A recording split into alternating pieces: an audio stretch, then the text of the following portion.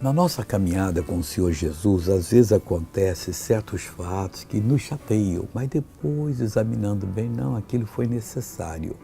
Às vezes é uma amizade íntima que nos corrompe, que tem que ir embora.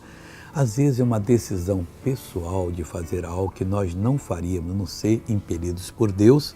E aqui em João capítulo 12, versículo 38, está escrito que para que se cumprisse a palavra do profeta Isaías, que diz: Senhor, quem creu na nossa pregação e a quem foi revelado o braço do Senhor?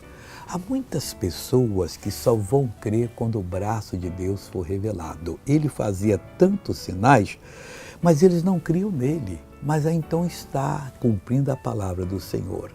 E quando se cumpre a palavra do Senhor, para alguma pessoa aquilo pode não significar nada, mas para outro vai ser uma grande mensagem. Que sejamos servos sempre e deixemos a palavra se cumprir em nós.